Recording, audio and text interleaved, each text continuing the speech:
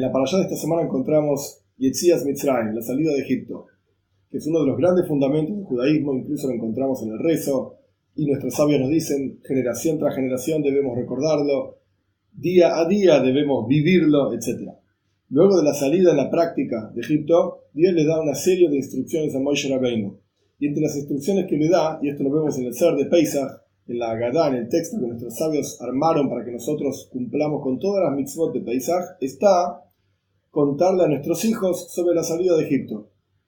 Y la Torá habla de diferentes tipos de hijos, diferentes tipos de preguntas, pero entre los diferentes hijos, la Torá cuenta que hay uno, y la Torá lo dice de la siguiente manera, que Shalcha binja mahar lemoir, cuando mañana, esa es la traducción literal, te pregunte tu hijo diciendo, más dois, ¿qué es lo que están haciendo? Imaginemos el Seder de Pesach, con la matzá, con el vino, etc. Y el hijo te pregunta, ¿qué es lo que está pasando?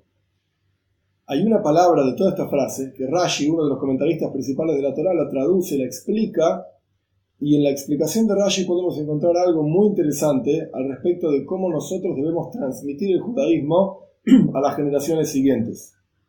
La Torá dice, que Shalcha benja, cuando te pregunte tu hijo, mahar. La traducción literal de mahar es mañana. Pero Rashi dice, no se contenta con esta traducción sencilla y dice, Yesh mahar shu achshav. Hay mañana, que es ahora, se refiere directamente al otro día. Y Yesh mahar, y hay un mañana, shi leachar zman, que es después de un tiempo, que no se refiere a mañana literalmente, sino que se refiere, como en este caso, en la traducción sencilla, generación tras generación, mañana, digamos. Mañana puede ser dentro de 1000 años, dentro de 2000 años, también lo llamamos mañana. Y a esto se refiere el versículo, que cuando mañana, generación tras generación, tu hijo te pregunte qué es lo que estás haciendo en el Seder de Pesach, a qué se refiere esta cuestión de la salida de Egipto, pues has de contarle que nuestros padres estuvieron en Egipto y salieron de ahí por la mano de Dios, y así sucesivamente. ¿Qué podemos aprender de este Rashi sobre estos dos tipos de mañanas en el servicio a Dios?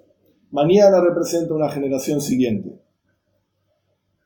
Y este hijo de otra generación siguiente, hay dos posibilidades. En su enfoque en la vida hacia el judaísmo puede tener dos posibilidades. Puede ser que él viva achshav, que él viva en otra generación, la siguiente, pero ahora, es decir, vinculado a su padre y a las generaciones anteriores. Estamos en la generación siguiente, pero vive ahora, en la generación anterior, pensando en lo que es el judaísmo, viviendo el judaísmo. Cuando te pregunte de qué se trata el judaísmo, obviamente has de explicarle, y por supuesto, para que viva con majayus, con ganas, con entusiasmo, etc. el judaísmo. Pero hay un mahar, hay un mañana, que es leachar zman. Después de un tiempo, hay una generación posterior que ya no vive en vínculo, conectada a la generación anterior. Ya no vive el judaísmo de la misma manera, si es que Dios le guarde, si es que vive el judaísmo.